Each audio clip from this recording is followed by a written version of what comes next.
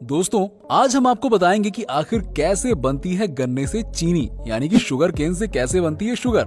वैसे हर किसी को ये बात पता है कि गन्ने से ही चीनी को बनाया जाता है, पर शायद ही आपको ये बात पता होगी कि चीनी बनाने का असली प्रोसेस कैसे होता है। और शायद आपको ये भी नहीं पता होगा कि चीनी गन्ने के अलावा और भी कई माध्यमों से बनाई जा सकती है।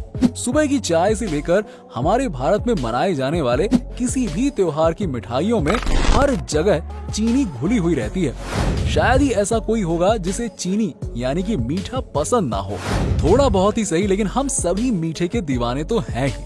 आखिर हो भी क्यों ना। सुबह सुबह गर्मा गर्म मीठी जलेबी और नुक्कड़ पर मिल रही गर्मा गर्म चाय, आहा हा, मजा ही आ जाए। क्यों, सही कहा ना मैंने। और क्या ही चाहिए फिर। मीठे की ये दीवानगी आज से नहीं बल्कि 2000 साल पुरानी है। मीठे का स्वाद जैसे ही हमारे मुंह में आता है तो हम बहुत ही आनंदित हो जाते हैं। और आखिर हो भी क्यों ना, मीठे की वजह से हमारे मस्तिष्क में डोपामिन नामक हार्मोन उत्पन्न होता है, जो कि हमें खुश होने का अनुभव कराता है। खैर, अगर हम बात करते हैं मीठे की तो सबसे पहले चीनी ही याद आती है। और आए भी क्यों ना, ज्यादातर मीठे पदार्थों में चीनी ही तो पाई जाती है। अब सवाल ये है कि अगर दुनिया के ज्यादातर मीठे पदार्थ चीनी से ही बनते हैं तो आखिर भाई साहब ये चीनी किससे बनती है।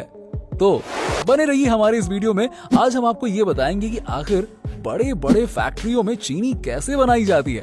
इससे पहले कि हम वीडियो शुरू करें, आपसे निवेदन है कि अगर आपको वीडियो पसंद आए तो हमारे चैनल को जरूर सब्सक्राइब कर लीजिएगा और हाँ, शेयर करना अपने दोस्तों के साथ बिल्कुल ना भूलें। दोस्तों, चीनी उत्पादन की बात करें तो ब्राजील के बाद भारत ही एकमात्र ऐसा देश है जो सबसे ज्यादा चीनी का उत्पादन करता है। और ये उत्पादन हर साल बढ़ता ही जा रहा है, क्योंकि हमारे देश के किसान इतने मेहनती जो हैं, क्यों है ना। इसका एक कारण ये भी है कि गन्ना एक नकदी फसल है जिसकी धनराशि उन्हें तुरंत ही मिल जाती है। और यही कारण है कि भारत में रहने वाले किसान ज्यादातर नकदी फसल के रूप में गन्ने की ही खेती करते हैं। और हमारे किसानों का यही जुनून जल्द ही भारत को चीनी उत्पादन के मामले में दुनिया का सबसे नंबर 1 देश बना देगा। अब अगर बात करें चीनी उत्पादन की प्रक्रिया की, तो सबसे पहले गन्नों को खेतों से काटकर चीनी मिल तक लाया जाता है और यहीं से शुरू होती है चीनी बनने की प्रक्रिया। जी हाँ, क्योंकि चीनी अधिकतर गन्ने से ही बनाई जाती है। हालांकि धीरे धीरे चीनी गन्ने के अलावा और भी कई चीजों से बनाई जाने लगी है, जैसे कि शकरकंदी और चुकरकंद। लेकिन अगर हम बात करें, ज्यादातर चीनी जो घरों में प्रयोग में होती है वो गन्नों से ही बनाई जाती है। चीनी को बनाने के लिए सर्वप्रथम इन गन्नों को छोटे छोटे बराबर टुकड़ों में काट दिया जाता है, ताकि इन गन्नों को अच्छी तरह से निचोड़कर इनके अंदर से ज्यादा रस निकाला जा सके। इसके बाद गन्ने के ऊपर से गंदगी साफ की जाती है। इसके लिए गन्नों को पानी के जरिए धोया जाता है और फिर शुरू होती है गन्नों से रस निकालने की प्रक्रिया, जिसके लिए उन्हें क्रशर में डाला जाता है ताकि गन्ने का रस और छिलका अलग अलग किया जा सके। गन्ने का जूस निकलने के दौरान ही उसे साथ ही साथ भाप से गर्म भी किया जाता है। इसके साथ ही यहाँ पर बड़े बड़े चुंबकों के माध्यम से गन्ने के रस में मिले लोहे जैसे ठोस पदार्थों को अलग कर दिया जाता है। गन्ने के जूस में शुरू से ही गर्म भाप इसलिए मिलाई जाती है ताकि उसमें किसी तरह की फंगस न लगने पाए। साथ ही वो जूस से गाढ़ा करने में मदद करती है। अब जो छिलके यहाँ से अलग किए जाते हैं, उन छिलकों को ही आगे चलकर ईंधन के रूप में यूज किया जाता है। हम आपको बता दें कि इन गन्नों के छिलकों में काफी मात्रा में शुगर होता है, जो कि काफी ज्वलनशील होता है। और यही कारण है कि इन फैक्ट्रियों में ईंधन के तौर पर किसी अन्य वस्तु का प्रयोग बहुत ही कम होता है और गन्ने से बाहर निकाले गए रस को छानकर आगे के प्रोसेस के लिए भेज दिया जाता है। और इसके बाद शुरू होता है गन्ने के रस से चीनी के दाने बनने की प्रक्रिया, जो कि वाकई में बेहद रोचक है।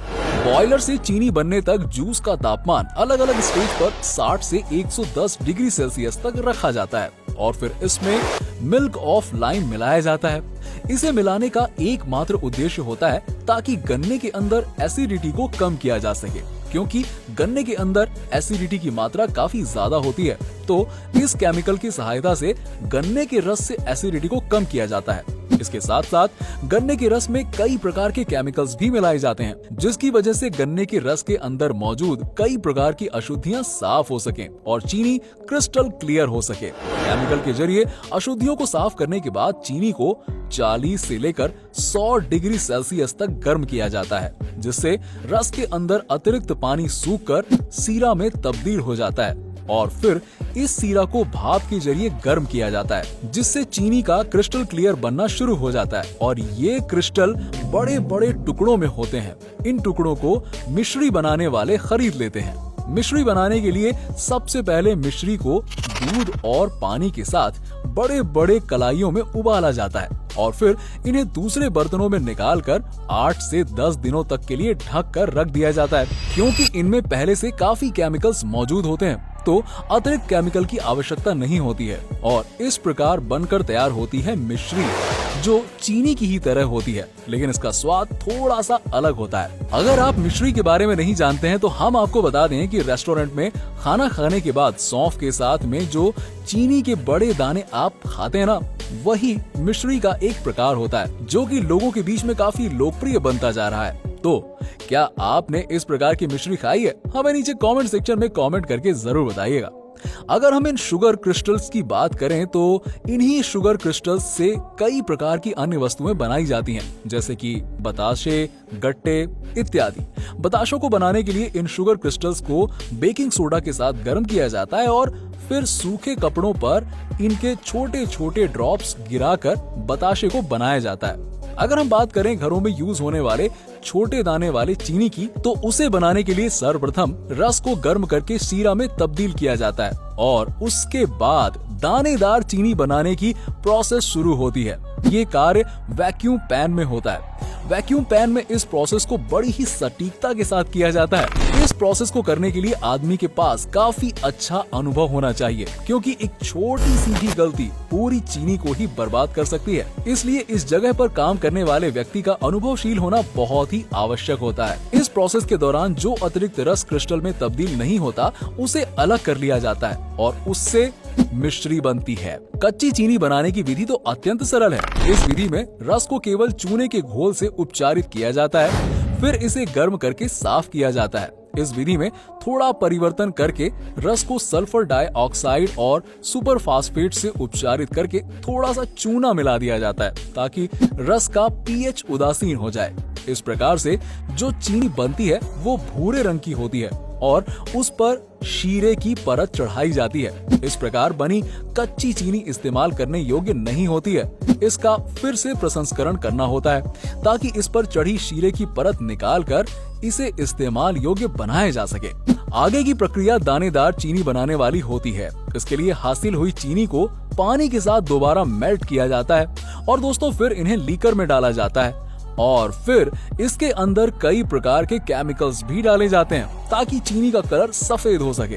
और फिर इस देसी चीनी को छानकर फिल्टर किया जाता है और फिर इसे घास के जरिए दोबारा गर्म किया जाता है और इसके बाद सबसे लास्ट में इसे चीनी के आकार की छवियों से गुजारा जाता है और इस प्रकार हमें प्राप्त होती है घरों में यूज होने वाली दानेदार सफेद चीनी।